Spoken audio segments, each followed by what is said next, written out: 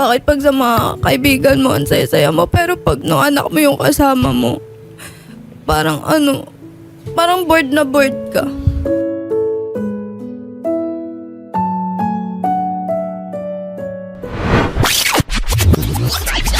Nandito po kayo ngayon, Ma'am Liza. May reklamo kayo sa dati yung kinakasama na si Opo. Patrolman Howard. Opo. Ano pong problema? Bigla na lang po siya nakipaghiwalay sa akin. Dapat po, may plano na po kaming magpakasal this October po. Isang iglap na lang po, biglang ayaw na daw niya, pagod na daw siya. Tas yun. Anong reason? Sabi lang po niya, pagod na daw po siya.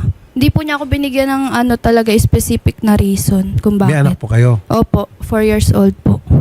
Ilan taon din po kayo nagsama bago niya kayo Po, nawala? 6 years po. After 6 years, sabi niya, pagod na ako. Ayoko na. Opo. Matanong ko lang, may asawa siya? Wala naman po, binata naman po siya.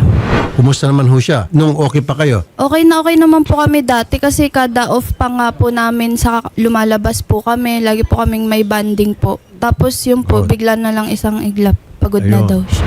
Pasok po kayo, Patrolman. Good afternoon. Kanina magandang mga sinasabi niya. Nung una raw, okay naman daw kayo. Ready na sana kayo magpakasal, sabi niyo? Opo. This October po. This October. Nakapagpa-reserve na po kami ng mga sa venue po, sa food, Uy, sa makeup ko po, ganun. Nagaanap na lang po ako ng gown. Tapos dapat po magbubuk na rin yung ate ko nun pa uwi, galing UK po. Tapos yun po, sinabi ko na hindi natuloy. biglang natakot si Patrolman. Umatras. Siguro po. Regarding po kasi doon, ako na lang po talaga yung napagod. Bakit Siguro. ho kayo napagod sa relationship Um, ninyo? Hindi ko naman sinasabing nagkulang siya sa akin. So hindi siya nagkulang? May sa pagiging magulang siguro sa bata, never siya naging kulang. Siguro na pressure lang po talaga ako dun sa... Kasi...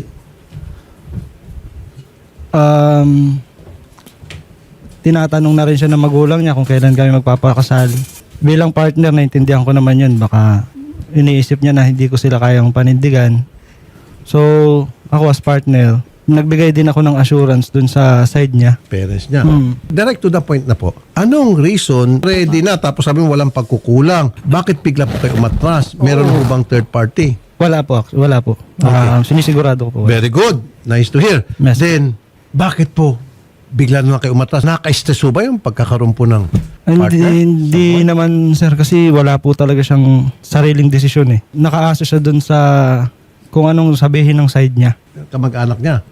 Yun na po. Hindi na po ako para mag-specify. Oh, sige. So, ibig sabihin, nakikialam sa relationship niyo. Yes po. Is it the parents? Particularly sir. Okay. Mali po yung sinasabi niya, sir. Nung buntis yung anak ko, sabi niya, magpulis lang daw muna siya para hindi siya mahirapan pagpasok pagkapulis.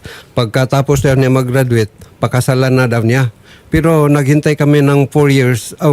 Hanggang ngayon, hindi namin siya tinatanong kung kailan niya pakasan. Hindi kami nagpursigi sa kanya. Pero pag doon na yan sa bahay kasi palipat-lipat yan sila sa kanila at saka sa amin. Pag nasa amin siya, sobrang entertain namin sa kanya. Wala siyang masabi. Pero nung bigla lang nga siya ganun nga nagdesisyon nga na sawa na daw siya. Pero tanungin mo siya kung ano bang prinisyon namin sa kanya. Kasi kung pinrenesure po nila kami, di naman po siguro kami aabot ng ganito po, ng halos magsi 6 years po, na hindi pa po kasal. Kasi yung iba naman po, pagkabuntis ng babae, pinapakasal na po agad, di ba? Tama. So parang yung magulang ko po, sabi nila, mag-decide kayo kung gusto nyo magpakasal, di namin kayo pipilitin kung kailan nyo gusto. Sir, para maging fair tayo, Yes, kasi sir. nabanggit mo, nakikialam yung kanilang kamag-anak, tapos particular na yung parents, you have to tell, pulis ka pa man din, Yes, sir. matapang Yes, sir. ka dapat. Yes sir. Yes, sir. Nandito na siya ngayon, harapan. Sabihin mo sa kanya kung ano yung ginagawa nilang pakikialam sa inyo at isa sa mga dahilan kung bakit ikaw ay umatras. Kasi may mga point na pag nag-uusap kami, pag sinasabihan ko siyang bumukod na kaya tayo. Kasi ang lagi niyang sinasabi sa akin na hindi ko kaya, hindi pa namin kaya kasi nga wala akong sapat na income. Yun kasi yung nakikita niya sa akin eh. So actually nakabukod naman kami. Hindi naman pala, so iba nang tinitira nyo. Yes po, doon sa side ko na po, dito na po sa Rizal po. Ayaw niya na magbukod kayo. Gusto niya pero malapit pa rin sa puder ng parents niya. Kasi po wala pong maiiwanan doon sa anak namin. Kumbaga kung malapit po sa side ko, pwede pong iwan doon yung anak namin kasi pares po kami halos stay in sa work. Ah. Kaya yun po yung pinupunto ko. Tapos sabi ko kung gusto naman niya na kunwari maging full-time mom po ako, pwede naman sana. Kaso nga lang, hindi po sasapat yung kita namin dalawa. Kasi pares naman din po kami na nagsusupport pa sa family namin. Pares. Ayun naman pala, sir eh. Yes, So sir. tumutulong siya in a way, hindi siya Yes, sir. pabigat. Gusto Hindi- niya magtrabaho, Yes. pareho kayo stay in doon sa work nyo, dapat may pag-iwanan yung Yes po. baby nyo. At dito papasok yung parents niya na para alagaan yung anak nyo. Yes po. So wala ko nakikita masama doon. Ako actually, aminin ko na po, sagad po ako sa loan pero kahit kailan hindi ko po sila pinakain ng galing sa hindi maganda, sir. Baka kasi ang iniisip niya, hindi ko kayanin. Kasi yun lagi yung thinking niya sa Pero akin. sinabi ba sa kanya na huwag ka na mag-work? May times po na nagsabi na ako sa kanya. Kaya lang ang sinasabi niya kasi, sinusuportahan nga daw po. Kaya sabi ko, sige, kung respect naman po yun eh. Kasi gusto niya rin makatulong sa family. But ang sinasabi ko kasi, kung mag-uumpisa tayo as a family, sabi ko po, is dapat mag-establish muna tayo ng para sa atin na lang muna siguro. Pero sir, sana hindi mo na kinol yung pangako na pakakasalan mo siya at nag-ready na siya para sa venue, Apo. sa food and all. Sana doon pa lamang sinabi mo na ayoko na, hindi ko na to kaya, wag muna tayo mag-isip ng mga kasal na yan, later na lang yan. Yes, sir. Pag-usapan muna natin yung problema. Hindi ka naman nakikipag-usap sa akin pag may problema tayo, di ba? Bigla mo na lang ako hindi kakausapin. Kasi iba nga yung ugali mo, Liza, na pag hindi mo rin ako naintindihan, parang... Kasi di mo pinapaintindi sa akin, di ka nakikipag-usap sa akin. Sa tagal natin, never ka pa naman nakipag-usap pag may problema tayo eh.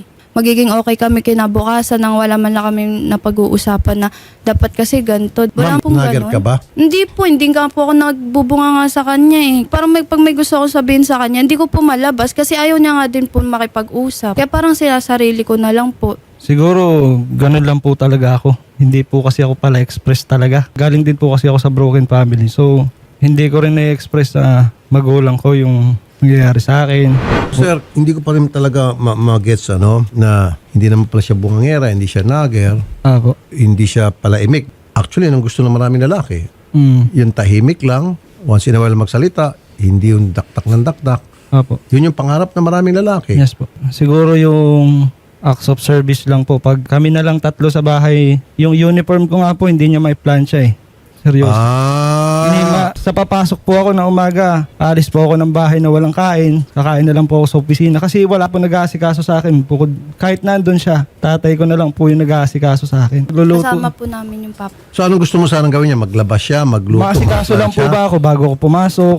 Kasi po parang hindi ko po ma-feel na kami, isang pamilya. Kasi nga po hindi kami nakabukod. May kasama pa rin po kami sa bahay. Yun po yung sinasabi ko sa kanya. Tapos, ayan po, di ba sabi niya, yan daw yung gusto niya. Pero never naman po niya ako kinausap na, Mami, dapat kasi ganito, Kinausap Minsan kita dyan. kusa yun eh. Pakita Opo. mo yung papel mo bilang gina ng tahanan. Sa lang po, hindi ko po siya maasikaso. Pero kasi syempre, inaasikaso ko din po yung anak namin. Wala kayong Na katulong. po, wala po. Pero nag-aasikaso po ako sa bahay. Pero yung sabi niya po na papasok siya ng walang almusal. Eh, hindi naman po talaga siya nag-aalmusal. Tapos yung papa niya, madalas po, papa na niya yung nagpa-plan siya ng uniform niya.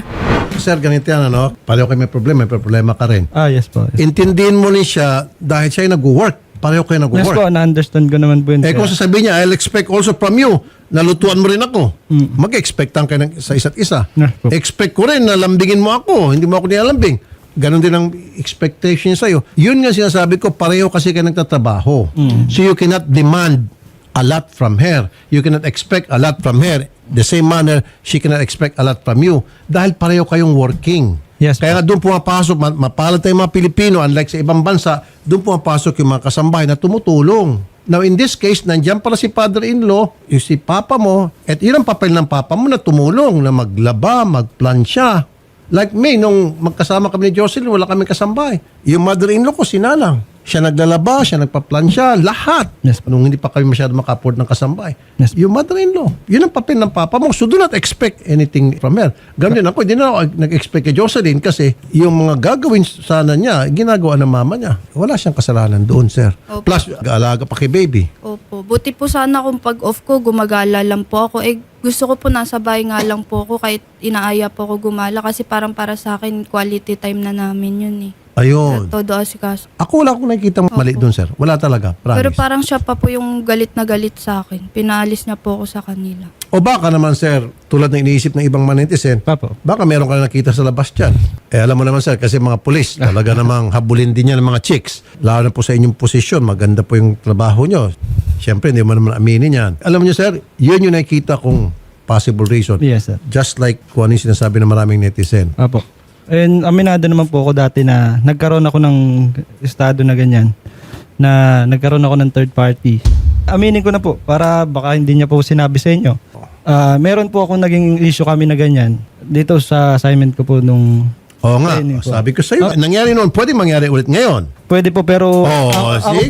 ako po wala po talaga. Well, kaya nga, sir. Yes, sir. There's a possibility na nangyayari ulit yan ngayon kasi hindi ka lalamig ng basta eh. Yes, sir. Yes, sir. See, ikaw may problema. Dito lumitaw na. Ikaw pala talaga. Hindi ko po pinalam sa magulang ko yung about to kasi ayoko po masira yung image niya po sa kanila. Ayun lang din po nalaman ng papa ko. Hindi ko Oh, po sir, sinasabi napakabait sa kanila. ng girlfriend. Kasi ayoko po na masira yung image niya sa kanila. Pinoprotektahan mo yung image niya. Opo, kahit palagi po kami nag-aaway, alam po ng magulang ko okay kami. Meron nga, sir, na kuan, sa kanya nga, sinisiraan niya yung misis ko. Nga, ang bait-bait naman ng misis ko sa kanya. Pag pumunta yan sa bahay, sobrang asikaso siya. Tapos, makita mo sa mga chat niya nga, paninira sa misis ko. Kaya, ganun siya. Ano papa yung sinabi ko dun sa kay Liza?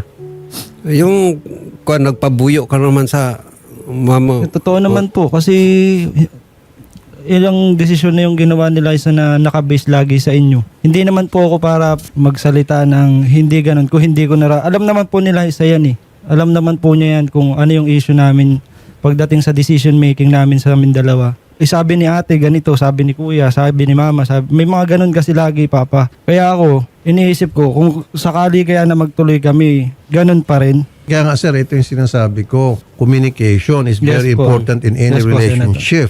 Kailangan maging open kayo sa isa.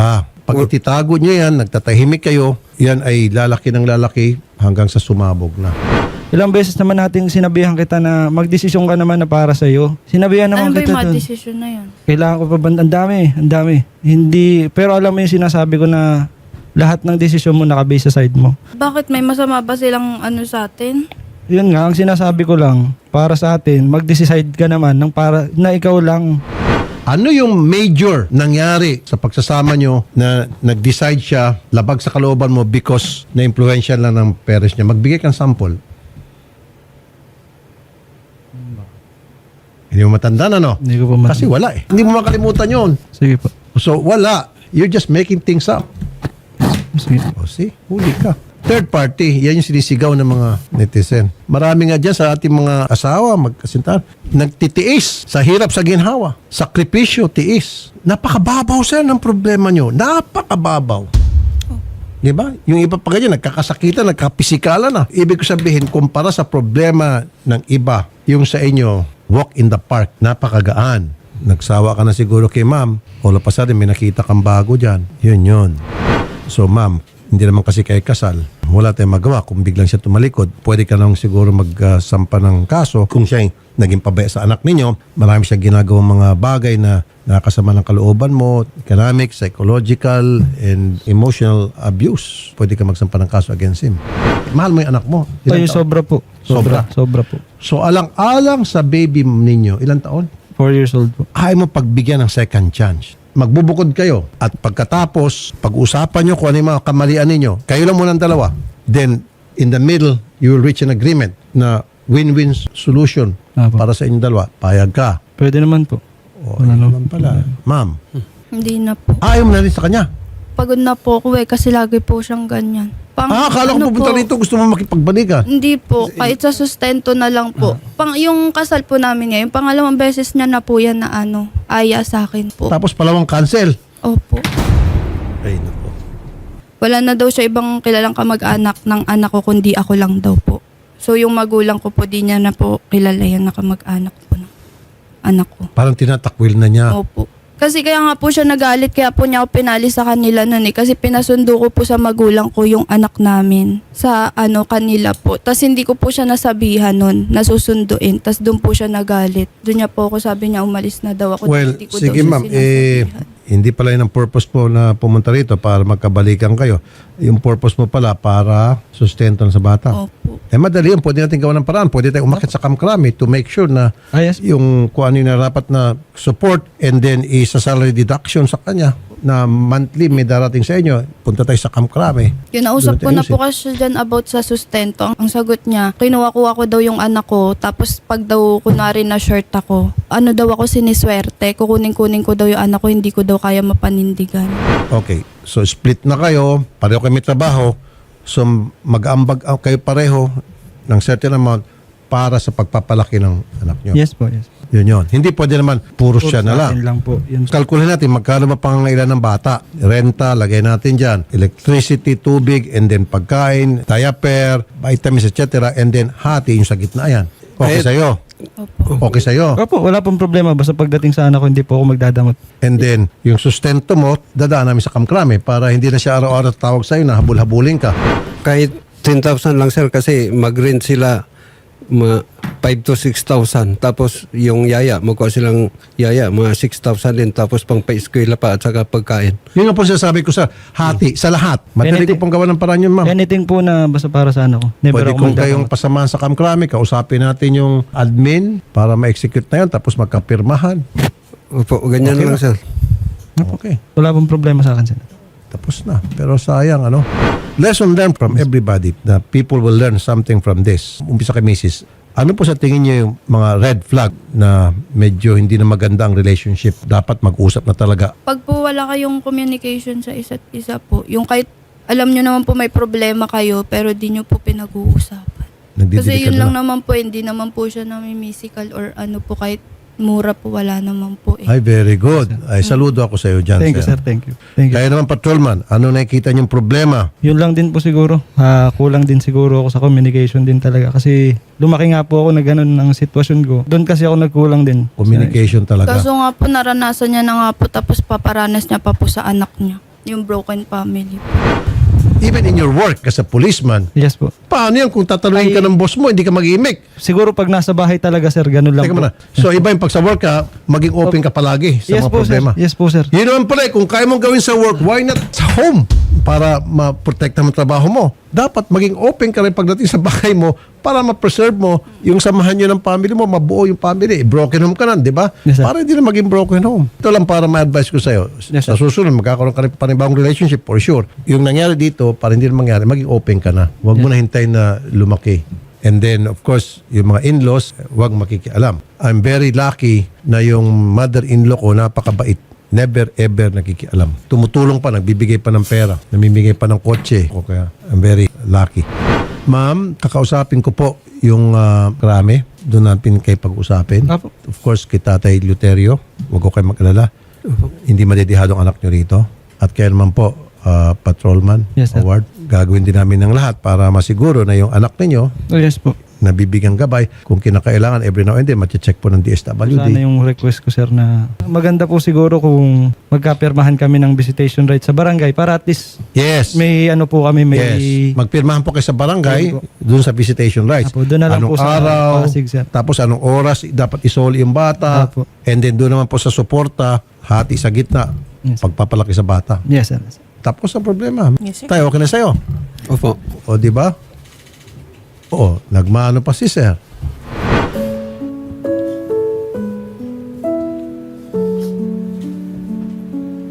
Bakit pag sa mga kaibigan mo, ang saya-saya mo, pero pag kami nung anak mo yung kasama mo, parang parang bored na bored ka. Parang kaming dalawa lang nung anak mo yung nag-uusap. Tapos ikaw tinitingnan mo lang kami. Pero nung kasama mo yung mga kaibigan mo, sobrang saya mo. Ang dami mong nakikwento. Sir, gusto mo sagutin yun? Hindi na po siguro. Hindi na. Akong sasagot. Maybe he's not ready yet to have a family. Nung isang araw nga po magkasama kami, bigla po siya naiiyak. Sabi niya, Mami, namimiss ko si Dada. Pero darating ang time, ready na siguro siya for now. Diba? Buti na rin, hindi kayo nakasal. Yun po yung lagi niya sinasabi. Buti na lang hindi ko sinayang yung panahon ko sa'yo. Buti na lang di tayo nakasal. Sa akin niya pa po sinasabi yun. Kasi kung alam mo kasal kayo, bigla siya tumalikod for whatever Ayun nga reason. po. Nakatali ka hanggat di kayo na ano. Diyan agad pumapasok yung divorce. Again, I'm in favor pero meron akong reason. Isa sa mga reason to, sa mga sa experience ko sa programa for the past 20 years, nakikita ko, dati sobrang against ako sa divorce. And then through the years na nagkakaroon ng ganitong klaseng Apo. problema na presented to us, naunawaan ko kung bakit marami rin taong gusto na yung divorce. Salamat po, Patrolman. Thank you rin po. Thank you po. Tatay Eleuterio at Ma'am Liza, maraming salamat po sa inyo.